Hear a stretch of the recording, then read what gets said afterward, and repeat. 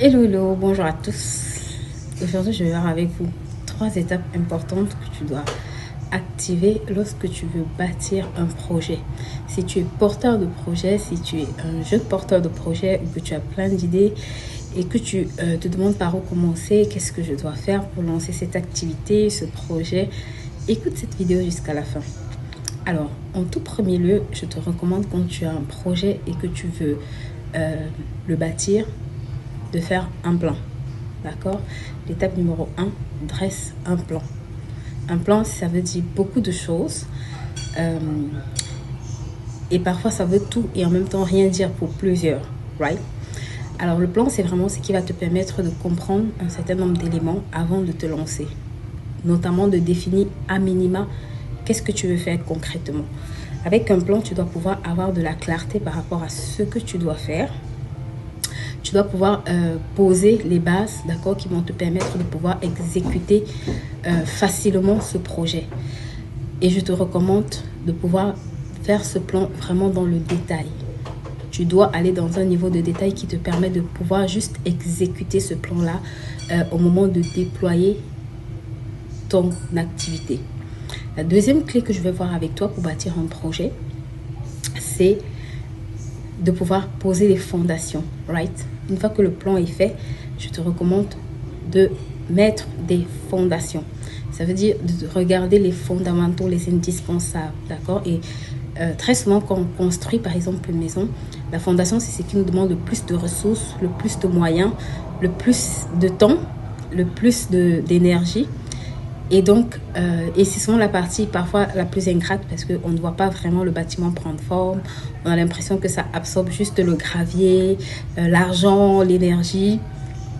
Et on a l'impression qu'on ne voit pas de résultat. Mais comme on sait que ça conditionne la stabilité de la maison qui va être construite, on est prêt à faire cet investissement-là. Donc, je te recommande, une fois que ton plan est établi, de payer le prix, de mettre de bonnes fondations. Ça veut dire de pouvoir aller chercher les indispensables qui vont te permettre de pouvoir concrétiser réellement ce projet en termes de compétences, en termes de relations, en termes de finances, en termes de spiritualité. Je te recommande d'aller chercher vraiment ces indispensables-là qui vont te permettre de pouvoir réaliser ton projet. Ensuite, le dernier point, j'ai envie de te dire, passe à l'action. D'accord? Parce qu'une fois qu'on a souvent les bases, les fondamentaux, le plan, une autre chose, c'est de vraiment passer à l'action. Et très souvent, dans ce cas, parfois, on peut rester des années à tourner en rond, à essayer d'atteindre la perfection, right?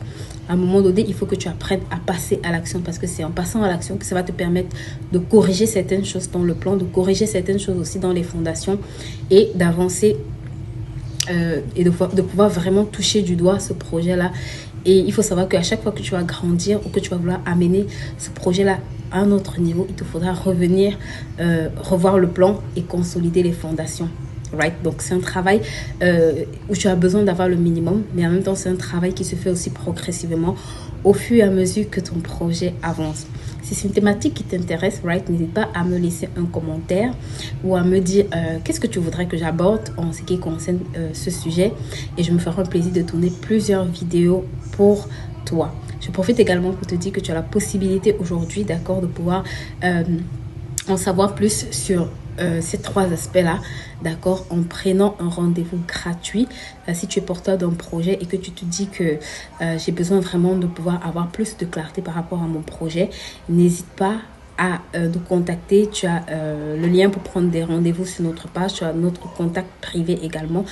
Et on se fera un plaisir, d'accord, de pouvoir échanger avec toi. Je te dis à très bientôt dans une prochaine capsule. Bye!